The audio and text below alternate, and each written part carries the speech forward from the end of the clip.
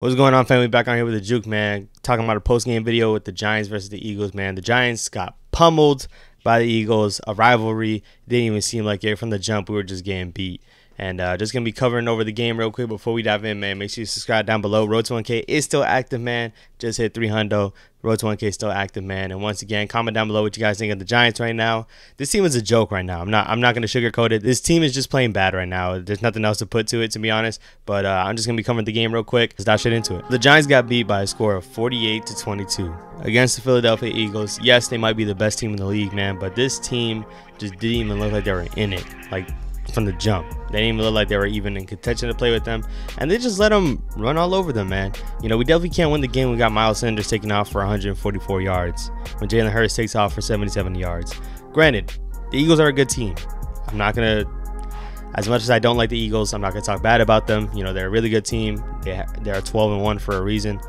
But at the same time too, I feel like the Giants didn't even make it tough for them. They didn't even attempt to even make it a game. It just is bad to watch, especially when you know the game's over from the jump. I think we fell like 21-0 at one point. So it's definitely just, it sucks to see your team go through that. And from the jump, man, you could just see the offensive line was not going to be able to hold the defensive line for the Eagles, man. When Evan Neal and Andrew Thomas give up a sack, that's when you know it's going to be a bad game, man. Because those are the two guys that at least you know are the best offensive linemen on the team.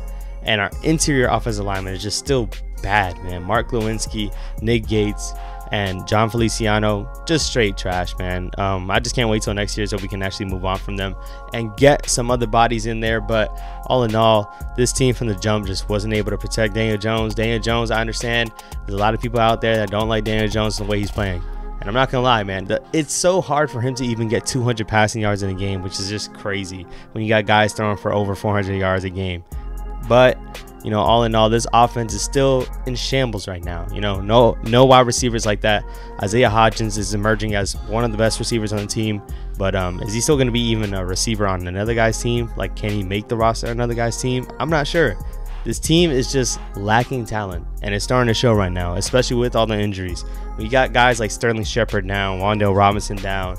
You know, that's some of our top receivers that we expected to make a difference this year. And this year, that's not happening. You know, now we have Daniel Jones throwing at guys like Isaiah Hodgins, Darius Slayton. Kenny Golladay can't even touch the field right now. Richie James, you know, I don't even know where Marquise Johnson went. I remember when he was catching passes for us. I don't even know if he's on the team anymore. This guy's not even playing anymore. It's just a bad team right now. And then Saquon Barkley doesn't look like himself. You know, it came out in the middle of the week that Saquon Barkley hurt his neck, that it was a game time decision, which off rip, it's like, bro, like he's already been running like he's hurt. Let's not run him while he is hurt. And granted, I don't think he got any more injuries coming out of this game. He even said in a post-game conference, he was saying that, you know, he's for sure going to be able to play next week. And probably the biggest game of the season, probably the biggest game of the past 5 years for us, this upcoming game. But even with all that being said, man, Saquon Barkley couldn't get it going. The whole offense couldn't get it going. And even when we put some points on the board, man, just knowing when the defense is going to be put back on the field, we weren't going to be able to stop the Eagles, bro. We just weren't. We weren't going to be able to stop them. We had guys running free all game. And we look at it, you know, being down Xavier McKinney and Adoree Jackson, this shows how bad we are of a team when we're losing some guys like that. You know, that's like plucking away James Bradbury and Darius Slay on the Eagles defense. You know, taking away those guys would make an impact to that team the same way it makes an impact for us. People just have to remember that this team right now is not the team that was 6-1. You know, a lot of the core pieces are still here, but when you lose guys like Xavier McKinney, Adoree Jackson, the receivers that we lost, when you lose guys like that, you know, it's not the same team. It's just not. And then obviously now we're on the downhill slope. I didn't even drop a preview video on this game, man, and that's on me. Honestly, I got caught up with my birthday and stuff like that, but I didn't expect us to beat the Eagles. Even in the prediction video, I had us taking one of them, but I didn't think this Eagles team was going to be 12-1. I don't think we're going to be able to beat them at all now.